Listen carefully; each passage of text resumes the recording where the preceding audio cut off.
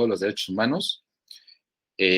No es exigible porque no es una ley en sentido formal, o sea, no la aprueban las dos cámaras, y eso es todo un rollo porque cuando alguien quiere impugnar el presupuesto, si el caso llega a la corte va a decir, ¿qué crees? No es una ley y tú solamente puedes ampararte en contra de una ley, por ejemplo, ¿no? En fin, hay todavía toda una discusión que es muy importante, que por desgracia no se ha resuelto en México. En otros países de Latinoamérica este tipo de obstáculos no existen y, por ejemplo, si tú vives en Buenos Aires y hay un recorte presupuestario, es muy fácil, bueno, relativamente fácil, impugnar esa decisión y buscar que el Poder Judicial te dé una respuesta o garantice tu derecho, ¿no? En Colombia también la Corte Constitucional tiene un montón de casos donde ha analizado el impacto del presupuesto en los derechos humanos, pero aquí en México eso está todavía pendiente. Luego, bueno, ya lo demás sería redundante. Yo en lo personal me empecé a clavar mucho en los datos después de leer este libro que recomiendo mucho. No sé si han leído o han escuchado a Thomas Piketty. ¿Alguien por aquí lo conoce? No, no importa. Yo lo conocí en mi crisis existencial de no sabía por qué estaba estudiando Derecho. Y me topé con este libro porque estaba pues muy interesado en la desigualdad, en por qué había, sobre todo a raíz de mi trabajo, no entendía o no encontraba explicaciones de por qué se recaudaban tan pocos impuestos y por qué México gastaba tan poquito dinero a comparación de otros países, ¿no? Empecé a buscar algunas respuestas y llegué con este libro que es de Thomas Piketty, un economista francés que por ahí del 2017 puso de moda, por así decirlo, la discusión sobre por qué está mal que haya tanta riqueza en el mundo y que sobre todo esté tan concentrada en tan pocas personas, ¿no? El típico caso de el jefe o el dueño de Amazon, el dueño de Google, Mark Zuckerberg, todos ellos, por qué está mal que eso ocurra y a qué se debe, ¿no? Y en ese libro, en su último párrafo, tal cual, ¿no? Que se me quedó así tatuado, dice esto: quienes tienen mucho nunca se olvidan de defender sus intereses. Negarse a usar cifras rara vez favorece a los más pobres. Esto obviamente es una conclusión de 300 páginas donde explica por qué históricamente se ha concentrado tanto el dinero y la riqueza en pocas manos, ¿no? Cómo eso ha sido provocado por el Estado en la medida en que no ha regulado muchas cosas de la economía, etcétera. Y bueno, a raíz de esta publicación hay más autores que son muy importantes, sobre los cuales seguramente ya habláramos después, ¿no? Entonces, digamos que esta frase es muy importante y que para mí hizo que le perdiera el dato a las cifras y sobre todo a la economía, ¿no? La economía suele pensarse que es un asunto súper técnico, que solamente de ella pueden hablar las personas que estudian economía, pero pues al final del día la economía nos impacta a todas, define nuestras oportunidades, nuestro futuro, y si sigue siendo un tema de solamente economistas, será menos posible que esto que dice Piketty, ¿no? que más personas de más ciencias sociales, más ciudadanos, hablen de estos temas para que esta concentración de poder y riqueza, pues, finalmente se reduzca. Ya desde ahí una reflexión personal. De nuevo, les recomiendo lo que hace él, porque además, justo como él intenta no ser tan técnico, hace una explicación política sencilla sobre estos problemas económicos y del impacto de la desigualdad. Ya después de esto, ¿hasta aquí alguna duda? No. Va. pues vamos a hablar un poquito ahora sí de los datos, ¿no? No podríamos pues, hacer este curso si no entendiéramos qué son los datos. Y un dato es algo tan básico como un valor, ¿no? 2 tazas de café, un celular, 10 personas, 100 países. Es algo que se obtiene viendo la realidad y se registra, por decirlo así, y que para que se convierta en información tiene que, digamos, interpretarse, procesarse y aplicarse a un contexto, ¿no? 2 tazas de café no te dice nada, pero 2 tazas de café en una cafetería con 100 personas, pues te dice que a lo mejor no hay café en esa cafetería y mejor te vayas a otro lado, ¿no? Por decir cualquier cosa. Entonces, eso es el dato es un valor y puede ser básicamente, se puede dividir de dos formas, cualitativos o cuantitativos, ¿no?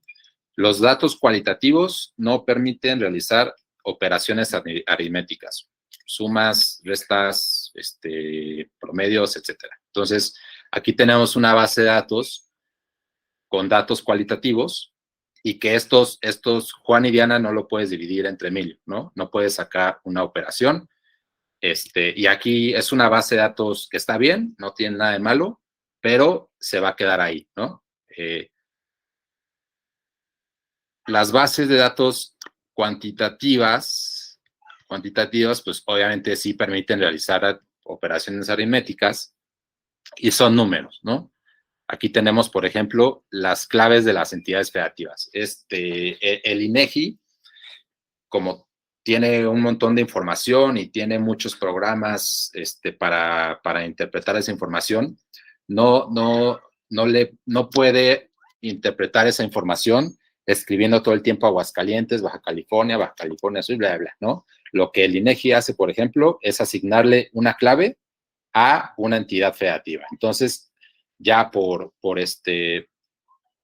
la manera en que ellos trabajan, sus bases de datos, si tú te metes a una encuesta o a un censo nacional y descargas sus bases de datos, no te vas a encontrar con Aguascalientes, Baja California y Baja California Sur, te vas a encontrar con puro número. Y eso está bien, ¿no? Porque así es más fácil replicar la información y luego procesarla por otras fuentes, ¿no? Jurídicamente hablando, los datos deberían ser abiertos. No sé si han escuchado el término datos abiertos, formatos abiertos, es como, me voy a cambiar el lugar porque estoy distrayendo mucho la gatita, perdón.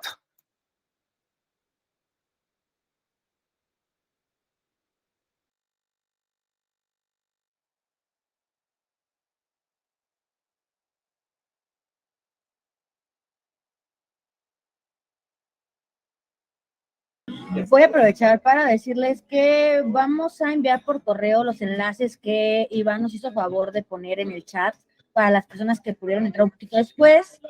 Esos enlaces los van a tener para poder revisar la información que él vaya planteando durante las clases, ¿de acuerdo? ¿Alguna duda, cualquier cosa? Estamos por las redes sociales o por el correo.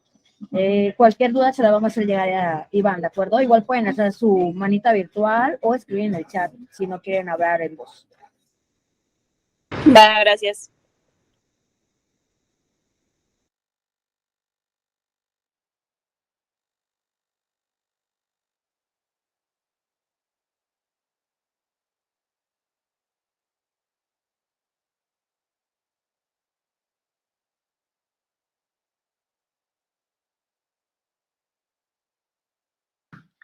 Ya, perdón.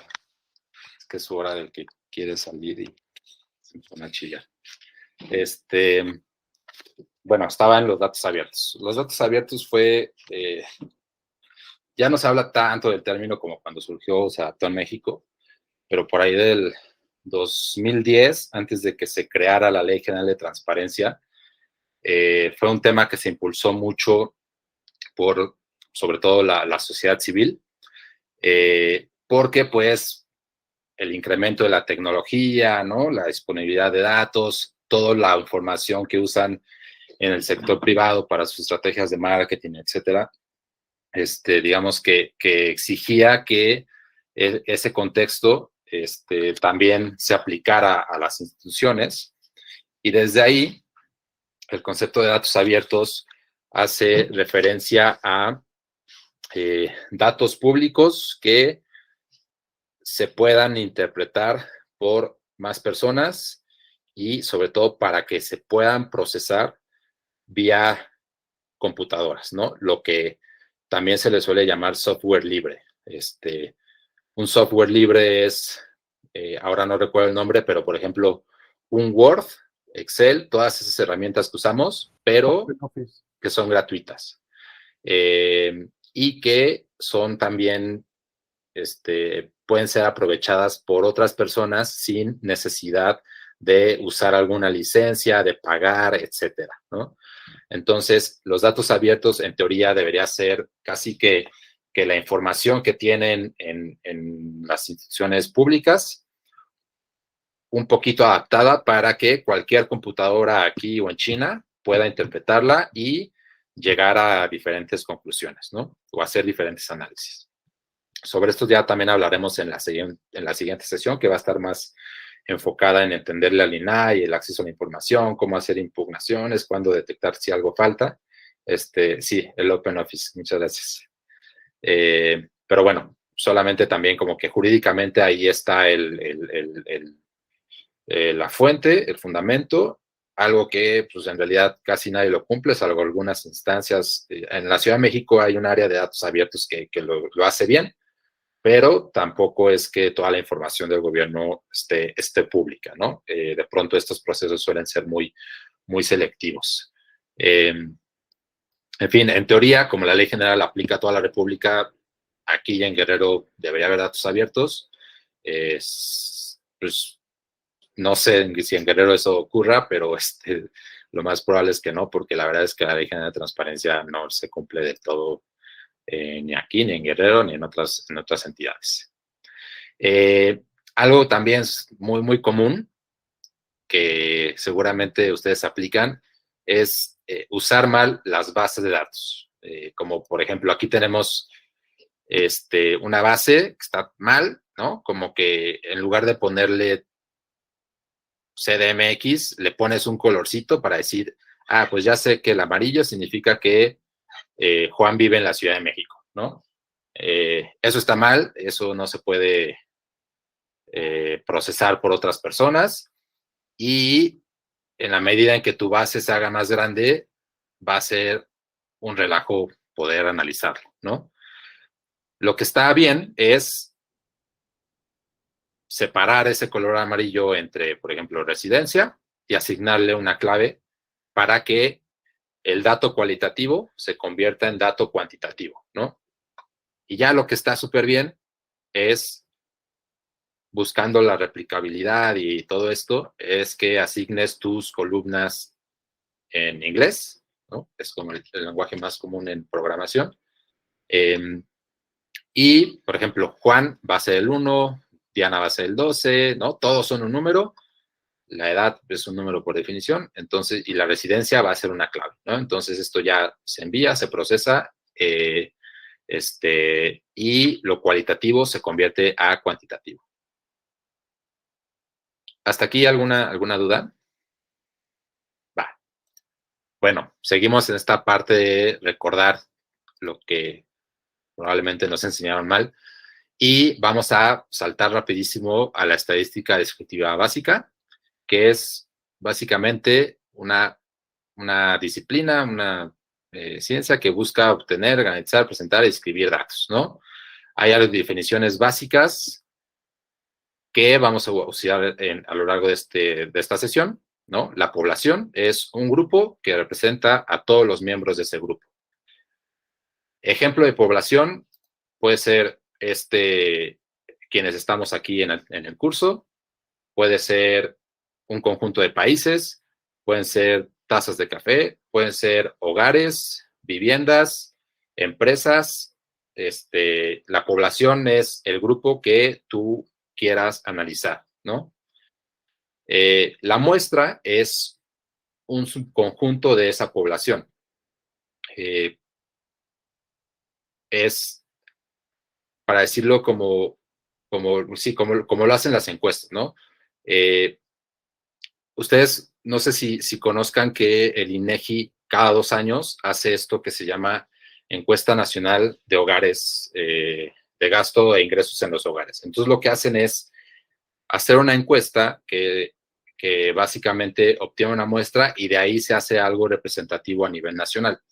El INEGI no puede ir a los hogares cada 2 años a preguntar a las personas cuánto ganan y cuánto gastan, ¿no? Porque eso implica un montón de dinero, un montón de personas. Entonces, para eso, lo que se hacen son encuestas. Las encuestas son una muestra que luego por métodos estadísticos se hacen representativas y que te dan un dato sobre lo que ocurre a nivel nacional, ¿no? Y ya finalmente los estadísticos es un dato que se procesa y luego se puede convertir en un promedio, en media, el valor máximo, el valor mínimo, y hay como otros procesos más complicados, pero bueno, en general son como los resultados de tu análisis. Ya con esto así muy, muy básico, vamos a un poco entender por qué son importantes estas 3 medidas que son que siempre se utilizan en la estadística descriptiva. Y para eso tenemos esta brevísima tabla, ¿no? Tenemos un grupo de 10 personas en donde tenemos 2 características, su edad y sus ingresos, ¿no?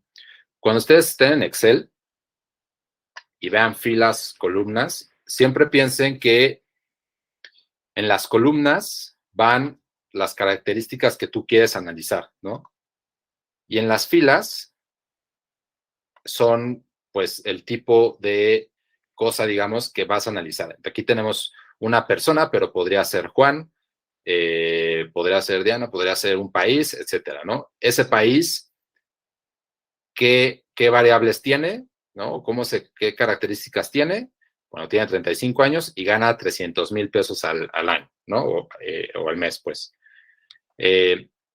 Entonces, esto es muy importante porque luego cuando alguien entra a Excel y no comprende que, digamos, como que debes de leerla de la izquierda a la derecha,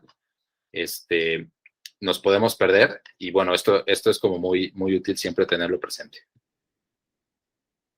La moda ya es como, no, es algo que es muy común, pero bueno, es el valor que nos dice qué dato es el que está más presente en nuestra serie, ¿no? Si ordenamos esta tabla, podemos ver que 5,500 pesos sale 2 veces y por lo tanto es la moda, es el valor que más se repite, pero si hubiera otra persona que ganara 300,000 pesos, podría haber 2 modas, ¿no? Podría haber 2 modas, una de 300,000 pesos y otra de 5,500 pesos. Entonces, en general, son los valores que más se repiten en una serie. La mediana es el valor que marca la mitad de la distribución y esto es importante porque lo vamos a conectar mucho con la media y entender la media y la mediana es muy importante para hacer análisis de la desigualdad, para comparar cómo está cierta población, cuántos recursos recibe, etcétera, ¿no? La mediana es el valor que marca la mitad de nuestra distribución, es el dato que te marca lo que está por encima y por abajo de nuestra serie en conjunto, ¿no? Aquí nuestra mediana equivale a 12,500 pesos porque es el valor que del total de 10 personas se encuentra a la mitad. No sé si me explico. Que sería algo muy similar a obtener la media aritmética, ¿no? Penal. Exacto. Vamos a pasar. Más el mínimo, más el máximo, y lo divides entre 2, sacas la edad, la media aritmética. La media es el promedio, que esto también yo creo que es el término que más conocemos, el término de estadística más conocido. y es tal cual sumar todos en este caso en específico, es la suma de esos ingresos entre el número de observaciones. Entonces, en promedio, una persona gana 60,000 pesos al mes, ¿no? Es como el hallazgo principal. Y la media nos da en un solo número un resumen de cómo se distribuye nuestra variable. Cuando usas la mediana y la media, perdón por irme un poquito rápido, puedes intuir qué tan concentrados están los valores de tu distribución hacia alguno de los dos extremos de tu serie. Por ejemplo, en este caso, la media es 60,000 pesos y la mediana es 12,500 pesos. Recuerden que la media, o sea, el promedio, lo hicimos sumando todos estos ingresos y los dividimos entre 10, ¿no? Entonces, en promedio, de estas 10 personas, en promedio, estas 10 personas ganan 66,000 pesos. Pero la mediana, que es el valor que se encuentra a la mitad, equivale a 12,500 pesos. ¿Ustedes qué podrían concluir después de ver esto? Sí, Isaac. Bueno, podría concluir que está sesgado y de que pues las personas de mero arriba ganan demasiado y los de mero abajo ganan muy poco. Exacto. Y eso lo paso a la siguiente diapositiva. La media o el promedio no nos dice ni cuántos valores caen o están cerca de la media, ni qué tan esparcidos o juntos están los valores, ¿no? Entonces, si tú lees, en promedio, una persona gana 60,000 pesos al mes, eso no te dice quién gana más y quién gana menos, ¿no? Porque ya vimos que quien gana más gana 350,000 y quien gana menos gana 5,500 pesos. Entonces, cuando veamos en la tele o en un tweet o en un análisis, un promedio, siempre preguntámonos, bueno, pero ese promedio, ¿qué esconde, no? ¿Cómo más lo podría interpretar? Por ejemplo, ¿cuántas personas ganan más que el promedio? ¿Cuántas personas ganan más que 66,000 pesos al mes? De las 10 personas que vimos, 3 personas ganan más que el promedio, lo cual te habla de que es un grupo, pues en realidad muy desigual, ¿no? ¿Quiénes concentran los ingresos totales? De estos 660,000 pesos, que equivalen al 100% de los recursos de este grupo, pues lo que vemos es que una persona concentra el 45% del total, ¿no? Aquí la tenemos. Y 3 personas concentran casi el 90%, ¿no? Entonces, los promedios siempre, pues, son muy útiles para describir, pues, tus datos, pero si tú quieres decir todavía algo más, es importante analizar toda la distribución de tu grupo, ¿no? Porque justo si tú te quedas en el promedio, podrías olvidarte de que, bueno, pues 3 personas concentran el 90% y que 7 se quedan con menos, por persona se quedan 3% o menos, ¿no? Entonces, los promedios son buenos, no se trata de estigmatizarlos en nada, pero siempre es importante considerar que se pueden hacer más análisis al respecto. Hay otras formas de dividir, ¿no? La mediana es como para dividir entre dos. Tú puedes dividir de otra forma. Es muy común cuando leamos sobre estadística o economía o encuestas, etcétera, que encontremos términos como deciles, cuartiles, quintiles, centiles, ¿no? Y obtienen la misma lógica que la mediana, dividen la serie en más grupos. Entonces, aquí tenemos que el decil 1, aquí es una persona, concentra el 0,8 de los ingresos, el decil 10, el 45, ¿no? Ya vimos acá. El quintil, que es dividir en tu grupo de población en 5, o sea, en 20%. El quintil 1, que es el que tiene menos ingresos, concentra el 1.1, y el quintil 5, que es el de hasta más arriba, concentra el 68%, que es la suma de estos dos, ¿no? Los cuartiles son en 25%, los centiles, esto se podría como, bueno, ¿no? Pero si tú tienes un grupo lo puedes dividir en 100 y ya generas centiles, etcétera, ¿no? Son otras formas de dividir tu información para presentarla. ¿Hasta aquí alguna duda? Tenemos una pregunta en el chat. ¿Quieres que te la lea? Ya la veo.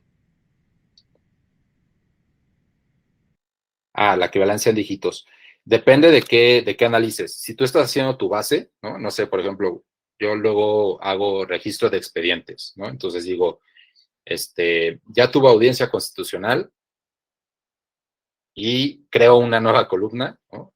Y le puedo poner sí o 1, ¿no? Para significar que sí, ¿no? Si es no, puedo decir 0. Entonces, tú tienes que pasar tus datos cualitativos, como un sí, a un cuantitativo que sería un 1, ¿no? Entonces, depende. Por eso el INEGI a las entidades federativas y municipios les asigna una clave. Para no decir Aguascalientes en todas sus bases de datos, le pone 001 y el municipio 01 de Aguascalientes X también va a tener una clave, ¿no? Entonces, toda esa información se puede convertir a un número. Bueno, vamos ya como a algunos ejemplos para problematizar un poco el promedio. Aquí tenemos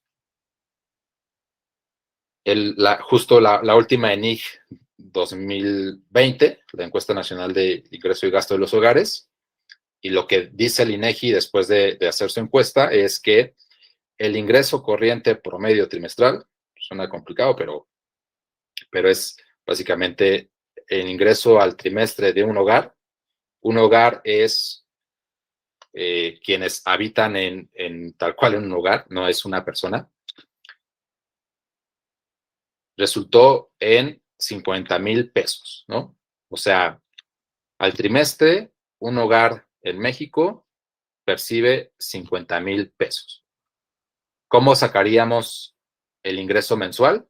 Dividiríamos este monto entre 3, porque esta es el ingreso al trimestre. Pero si vamos más allá del promedio, daríamos con estos, ¿no? El INEGI utiliza mucho a los deciles, que ya vimos, son grupos de la población divididos entre 10. Y lo que te dice esta gráfica es que en 2020, el decil 10, que es el grupo de la población con mayores ingresos,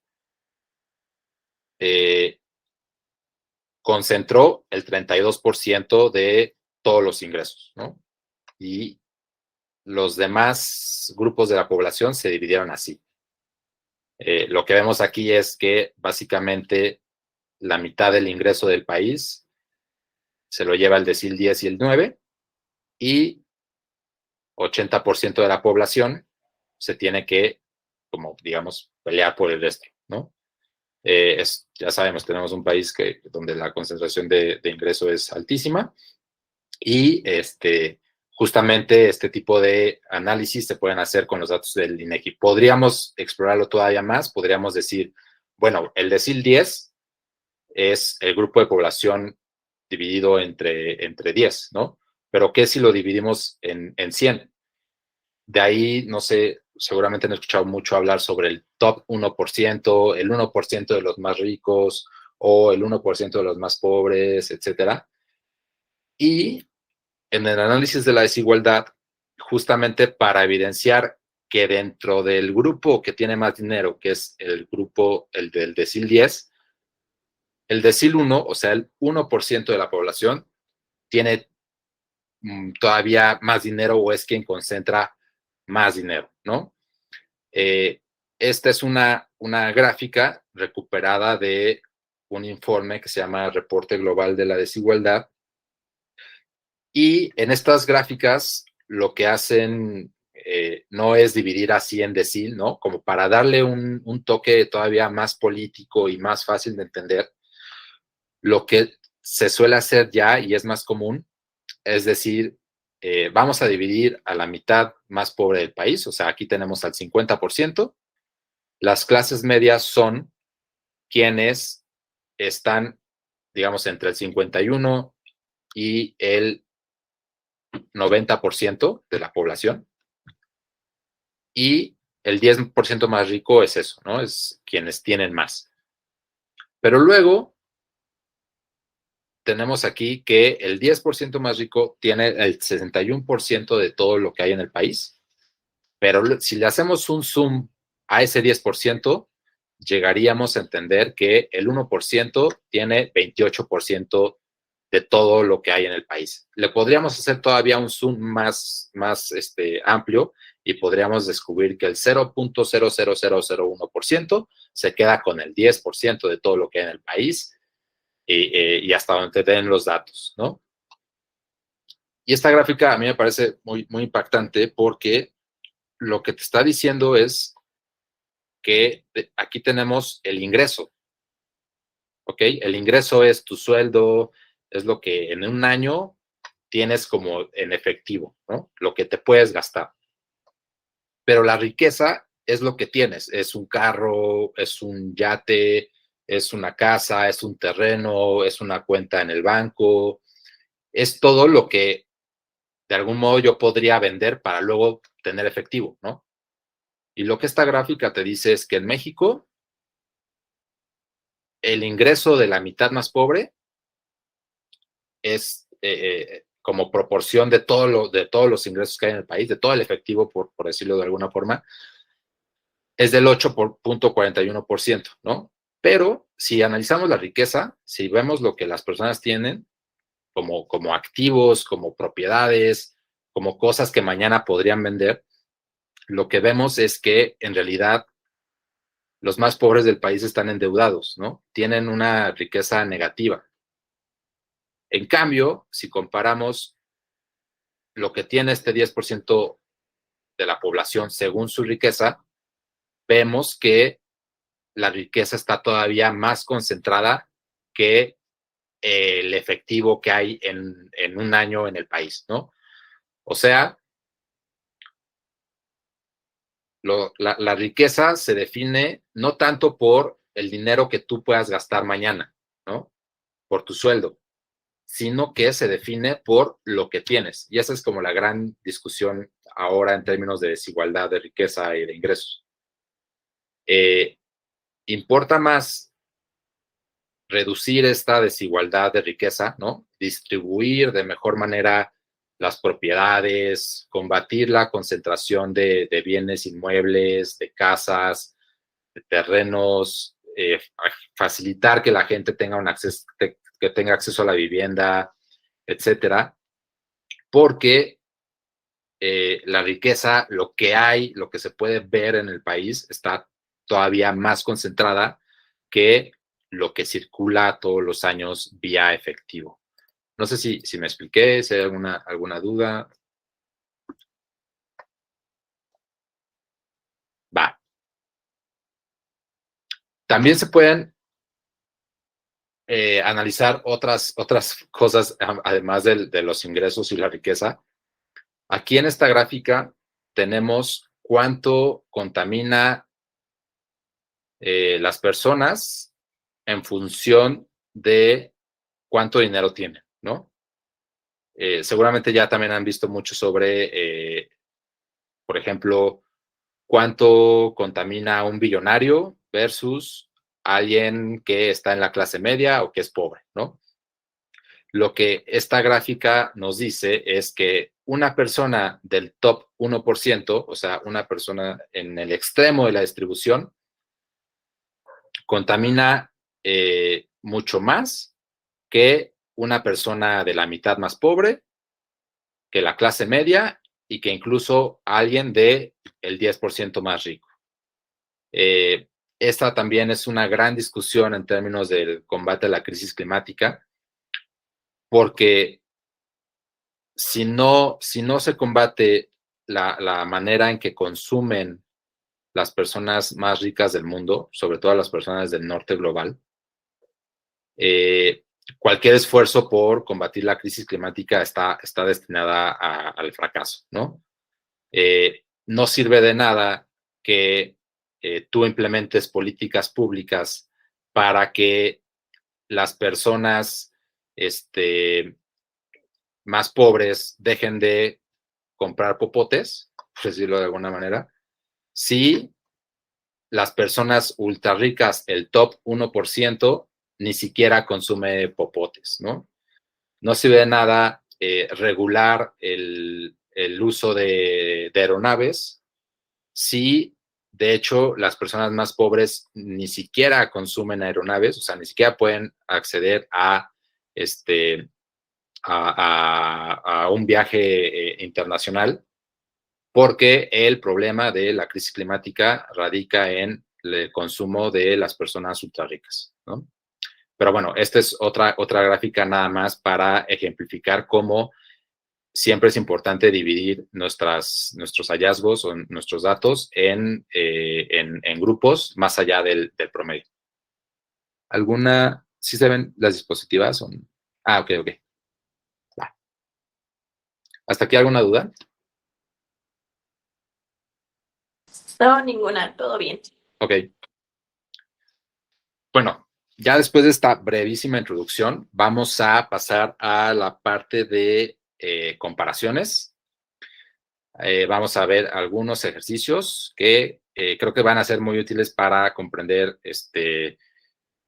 como para poder identificar cuando alguien usó un indicador equivocado, detectar, por ejemplo, cuando con datos del presupuesto o con referencias al dinero es probable que alguien se haya equivocado, ¿no? Como, pues, solamente lo que hay que tomar siempre en cuenta al momento de hacer comparaciones y identificar si esas comparaciones están bien hechas o mal, ¿no?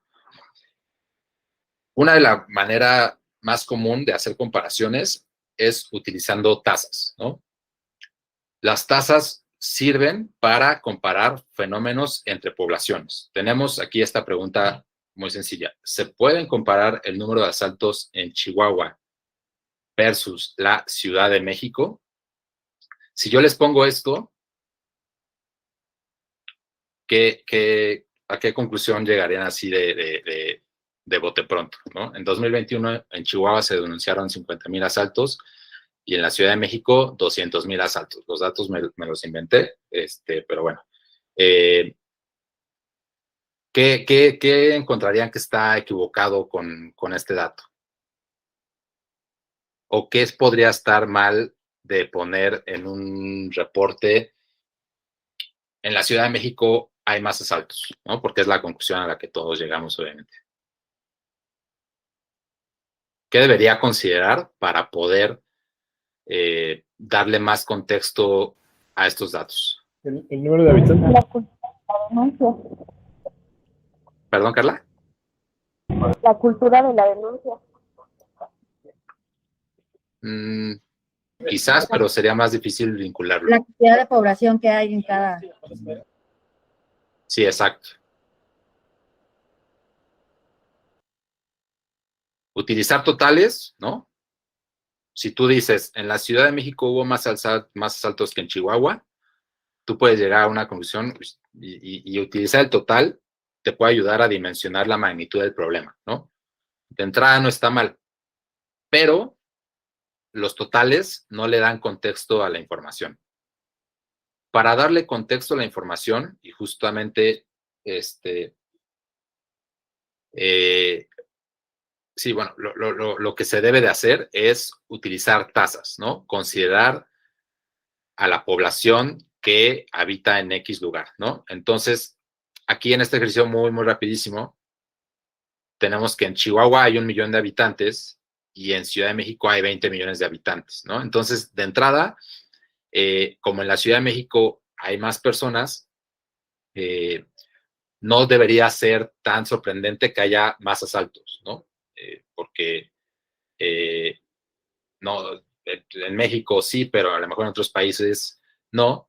En la medida en que haya más personas en un lugar, es más probable que ocurran fenómenos delictivos, ¿no? Y la forma de calcular tasas es, en este caso, pero la fórmula se puede modificar en función de lo que tú estás analizando. Es muy sencilla, ¿no? El número del fenómeno que estás analizando, los habitantes totales, entre 100,000 habitantes, por 100,000 habitantes, o por 1,000 habitantes, o por la manera en que tú quieras expresar los datos, ¿no? Entonces, en este caso hipotético, tenemos que en Chihuahua hubo 50,000 asaltos, pero tiene 1 millón de habitantes. y luego eso se multiplica por 100,000, ¿no? Entonces tenemos que en Chihuahua hay una tasa de 5,000 asaltos por cada 100,000 habitantes. En Ciudad de México tenemos, después de hacer esta operación, que hay una tasa de 1,000 asaltos por cada 100,000 habitantes. Y la conclusión es que si se considera el tamaño de la población, es más frecuente que ocurran y más probable que ocurran asaltos en Chihuahua a comparación de la Ciudad de México. Y esto es bien importante tomarlo en cuenta porque es común que en notas periodísticas solamente se usan totales, ¿no? Que se recurra en Ciudad de México hay 4 veces más asaltos que en Chihuahua y por lo tanto la Ciudad de México está fatal, ¿no? Cuando en realidad, o sea, sí está fatal, pero en realidad tienes que clavarte a la población de X, del lugar donde tú estés analizando tu variable para poder dimensionar y darle contexto a tu dato. Pueden ser aquí número de personas en prisión, número de personas que abandonan la escuela, robos de automóviles, etcétera, ¿no? El objetivo es siempre considerar que la población es muy importante para poder explicar si ese fenómeno ocurre con frecuencia o no. ¿Alguna duda? No, todo bien. Va. La segunda herramienta de cajón para hacer comparaciones es el gasto per cápita o por individuo. Y es básicamente cómo se distribuye una variable en partes iguales entre el total de la población, ¿no? Tienes 100 pesos, 5 personas, haces el gasto per cápita y te daría 100 entre 5, 20 pesos per cápita, ¿no? Aquí tenemos en esta gráfica, por ejemplo, que nuestro sistema de salud está muy fragmentado, ¿no? Es lo que se le llaman los subsistemas. Entonces, si tú eres un trabajador del sector privado y estás inscrito en la nómina, entonces perteneces al IMSS, ¿no? Pero si perteneces o trabajas para el gobierno, estás en el ISSSTE. Pero si trabajas para Pemex o las Fuerzas Armadas, perteneces a otro subsistema, ¿no? Y luego tenemos a quienes no están no están afiliados porque en nuestro sistema de salud pública, pues el derecho a la salud depende de que tengas un trabajo, lo cual está fatal. Pero tenemos aquí el nuevo INSABI, lo que antes era el IMSS Prospera o IMSS Bienestar, y como los hospitales o los programas que tiene la Secretaría de Salud, ¿no? Lo que esta gráfica, por ejemplo, te dice es que si tú consideras el presupuesto que tiene Pemex, el presupuesto que tiene ISSSTE, el IMSS, y lo que tiene el INSABI, que es para la población que no está afiliada a algún sistema de salud, resultaría que una persona que trabaja en Pemex recibe 21,000 pesos al año por trabajar ahí. Es que no tengo aquí si es mensual o anual, pero bueno. Y esto se contrasta demasiado con lo que recibe una persona que no pertenece al sector formal o no trabaja en el gobierno. Sí, alguien levantó la mano. Katia. No, disculpe. Ok. Entonces, el gasto per cápita es eso, dividir un monto, una variable, entre el total de la población. Y esto es súper importante para que podamos hacer este tipo de distinciones o comparaciones, ¿no? También es muy común cuando se habla de crecimiento económico, de qué tan rico es un país, etcétera, es utilizar el PIB per cápita, que es básicamente el tamaño de tu economía dividido entre el número de habitantes que hay en ella. Y por eso, si un país tiene pocos habitantes, pues va a tener un PIB per cápita mayor, ¿no? Por eso hay países árabes que son considerados los más ricos porque tienen pocos habitantes y mucho dinero. Y aunque en términos absolutos Estados Unidos sea una potencia mundial y tenga mucho dinero, ya cuando le divides entre sus 300 millones de habitantes, el PIB per cápita no es tanto, o sea, sí es elevado, pero no es tanto, ¿no? Entonces son como las formas más comunes en que se ven estos indicadores. Y luego viene la inflación, ¿no? La inflación es, además de un problema, es importante considerarla cuando se comparan datos monetarios a lo largo del tiempo. Cuando quieres comparar 2021 versus 2005, cualquier otro año. Y la inflación, así en términos muy generales, es el incremento generalizado de los precios. ¿Alguien de aquí sabe qué causa la inflación o tiene más o menos una manera de explicar qué es la inflación y por qué existe?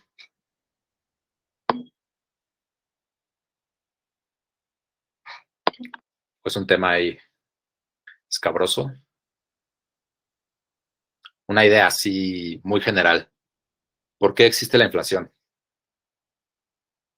Pues es que en sí la inflación se deriva de muchos problemas. Por decir, ahorita nosotros estamos sufriendo como tal una inflación en México, pues derivado de lo que son las guerras, ¿no? Entonces, de la guerra que recientemente hubo con Ucrania, me parece con Rusia. Entonces, pues de ahí llega a ser lo que, por decir, es una inflación, igual como con lo del COVID. Pues más que nada son como incertidumbres financieros que no tienen como contemplados, pero pues creo que, o considero pues que es más que nada por eso. Y también podría ser hasta cierto punto el incremento de una demanda, que pues sí, el incremento de una demanda, dejemos así. Muchas gracias, Krishna. ¿Alguien más?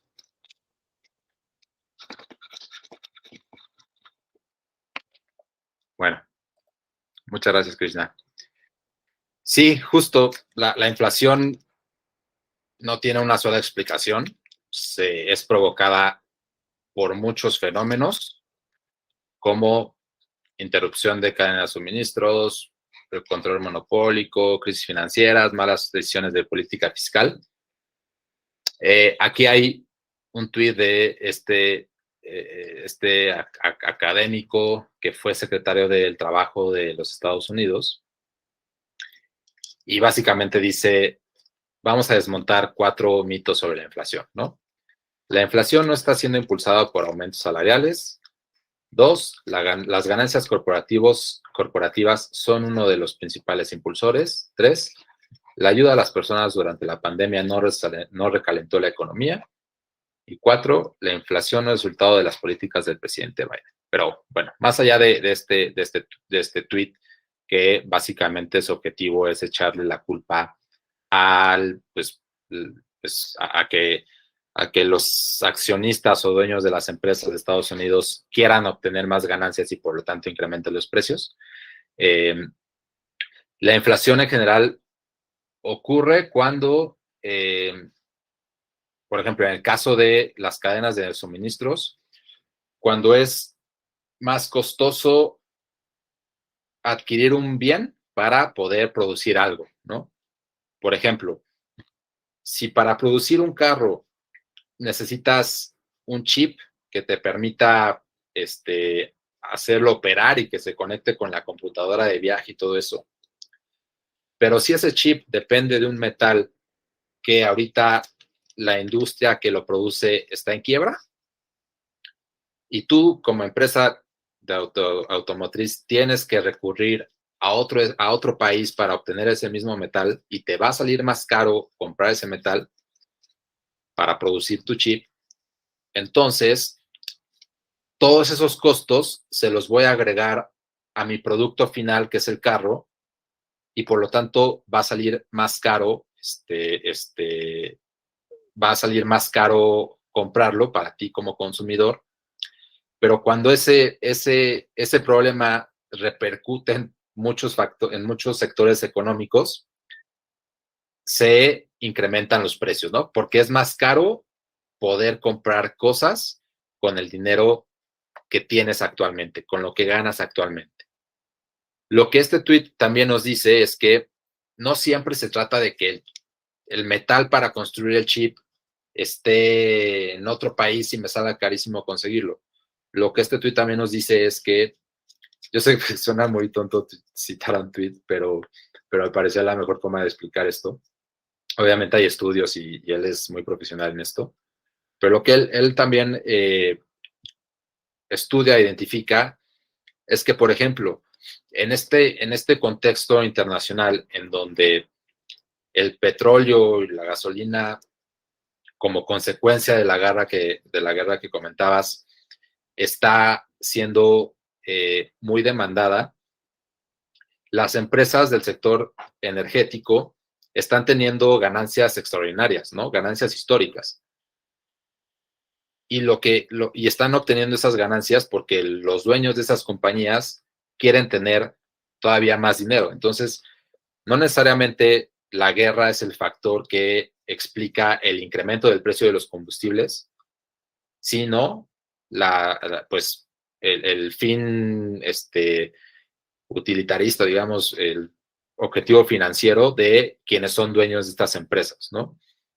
El control monopólico, por eso cada vez empieza a ser más un problema y se empieza a estudiar más, porque si hay dos empresas que producen maíz, y el maíz es como el principal elemento de nuestra alimentación, y si hay dos empresas que controlan los precios, que se pueden poner de acuerdo para fijar precios e incrementarlos, eso repercute en el conjunto de la economía y, por lo tanto, las personas con el sueldo que reciben en un mes, al siguiente, cuando incrementan los precios, les cuesta, ya no les va a costar lo mismo comprar lo que venían comprando con esos 100 pesos. Para entenderlo un poquito todavía más, vamos a ver este ejemplo rapidísimo, ¿no? Tenemos que los 100 pesos gastados en 2005 versus 100 pesos gastados en 2020. Y les pregunto rapidísimo, ¿en qué año con esos 100 pesos podías comprar más productos? ¿Alguien que se anime rapidísimo?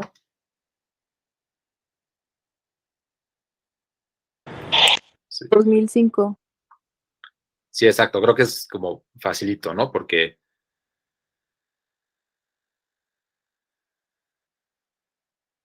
los 100 pesos, ¿no? El típico caso de cuando iba a la primaria me daban 5 pesos y me compraba una coca y una churrumais, ¿no? Ahora con esos 5 pesos no te alcanza para nada. Es básicamente el impacto de la inflación al momento de adquirir productos. Y para ya realizar comparaciones monetarias, hay que considerar el valor nominal y el valor real, ¿no? El valor nominal es un monto de dinero sin que importe el año, ¿no? 100 pesos de 2005, 100 pesos de 2022, 100 pesos, 200, no importa. Pero el valor real es el precio del año más actual o el precio actual del mercado. Entonces, 100 pesos de 2005, cuando ibas a la primaria te dan 100 pesos, en 2005, hoy esos 100 pesos equivalen a 228, ¿no? O sea, con 100 pesos de 2005 te podrías comprar lo que hoy en 2022 te alcanzaría con 228 pesos. Creo que hay una pregunta. Sí, o sea, es como que ahorita lo mismo que dicen de que, o sea, suben los precios de los productos de la canasta básica, pero no incrementan lo que es el salario o el sueldo.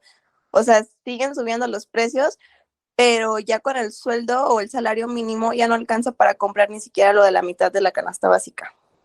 Sí, exacto.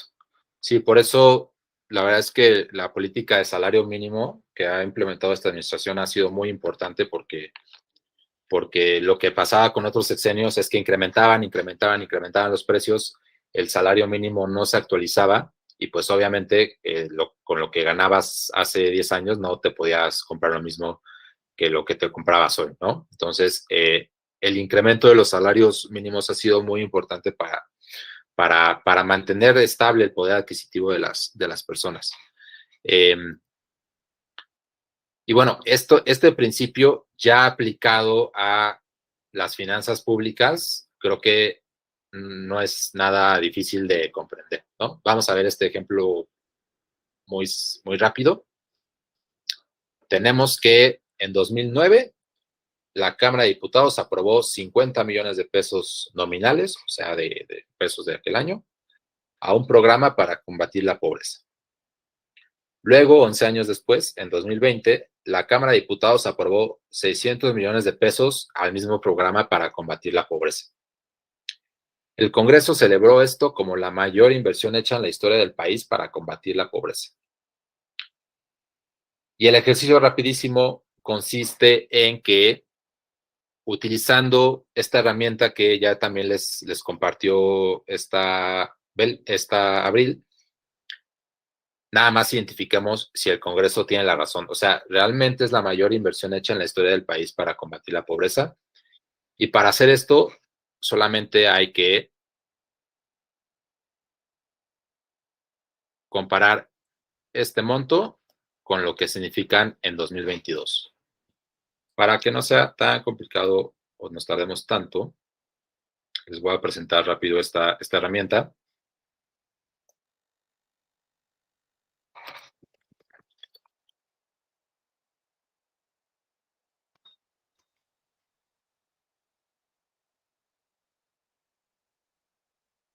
La pueden ir checando en lo que aquí ya.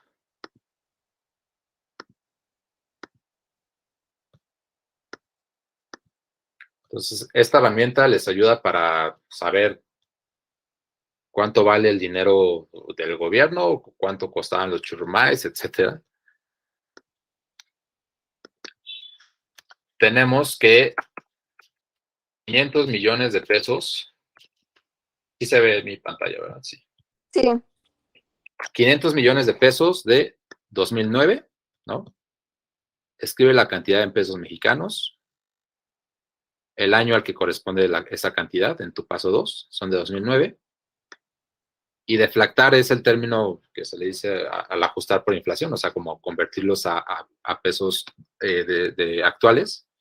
Y era 2020, ¿verdad? Sí.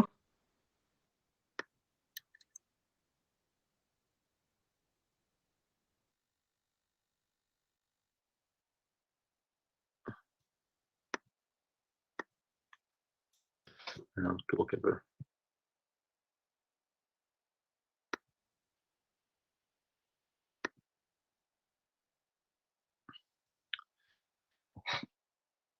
El resultado de este ejercicio es que si consideramos que lo que dijo el gobierno es que esos 600 millones de pesos, como son superiores nominalmente a los 500 de hace 11 años, era la mayor inversión, ¿no? Pero lo que tenemos es que, en realidad, si tú comparas estos 600 millones de pesos de 2020 con lo que valían o valdrían en 2009, el resultado es que en realidad es menos dinero el que se está invirtiendo. ¿Me explico? Porque en 500 millones de pesos en 2009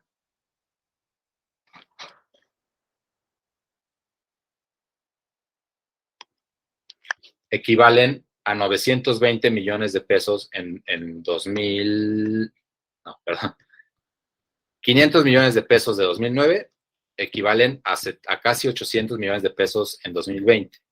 Entonces, para que de verdad fuera la mayor suma histórica invertida en la pobreza, lo que se debió haber asignado en 2020 debió haber sido superior a esto. ¿Me explico? Sí, sí. Pues yo creo que ya con esa, como, lo buscas en internet, así como tal, fundar Sí, con la herramienta. le llamamos calculadora deflactor en línea. Y es eso, ya incluso se puede ver cuánto costarán 100 pesos en 2023, ¿no? Porque se puede estimar. Si tú hoy tienes 100 pesos, para que te puedan alcanzar y comprar lo mismo, deberías de tener 105 pesos en el siguiente año, ¿no? Para que tú no pierdas poder adquisitivo. Entonces, esta herramienta es muy, muy fácil. Se pueden comparar muchos años y te hace el paro de que no tengas que estar buscando cuál fue la inflación en 2009 versus 2010, etcétera, ¿no? Entonces ya todo lo automatiza y te puede ayudar mucho a que hagas estas comparaciones. Ya la voy a dejar de compartir.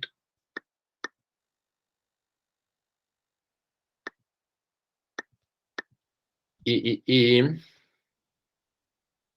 ya para ir cerrando, solamente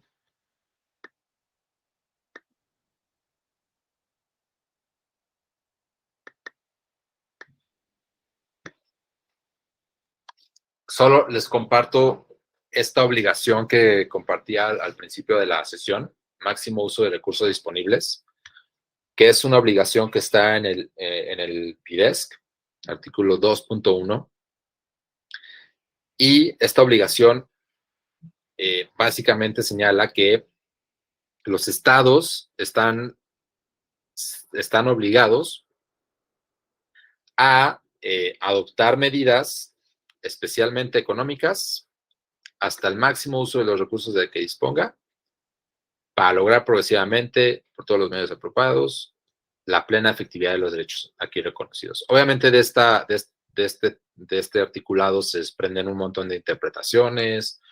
Por ejemplo, hay quien argumenta que el hecho de que un país permita la evasión fiscal o no le cobre suficiente impuestos a los grupos de mayores recursos implica que no está cumpliendo con esta obligación. También de este artículo se desprende la obligación de progresividad en materia de derechos económicos, sociales y culturales, ¿no? Cuando eso se traduce en presupuesto, te obliga a no destinar menos de lo que venías destinando. Y ya para ir cerrando, la próxima semana podemos ver casos en México en el que esta obligación se ha utilizado. La actividad, si la tienen chance de realizarla para la siguiente sesión, es esta, muy, muy sencilla. Es un caso parecido a los que hemos venido platicando. En 2020, el gobierno federal gastó 100 millones de pesos para distribuir útiles escolares. Según la regulación de esta política, los recursos debían priorizar a las poblaciones que habitan en entidades federativas con mayores tasas de abandono escolar a nivel superior. Luego, cuando se evalúa este programa, se descubre que 300,000 estudiantes recibieron útiles escolares, el 50% vivía en Nuevo León, 25% en Yucatán y el 25% en Guerrero. Para el siguiente ejercicio fiscal se pretende destinar este monto al mismo programa y con base en esta información y lo que también se les envió por correo, hay que identificar si hay un incremento o una disminución de recursos de este programa, ¿no? 2020-2021. ¿Cuál fue el gasto per cápita para estos 300,000 estudiantes? Se puede hacer por Nuevo León, por Yucatán, por Guerrero. Y también con base en lo que se les envió por correo, vamos a intentar identificar si las entidades federativas con mayores tasas de abandono escolar realmente recibieron estos recursos, ¿no?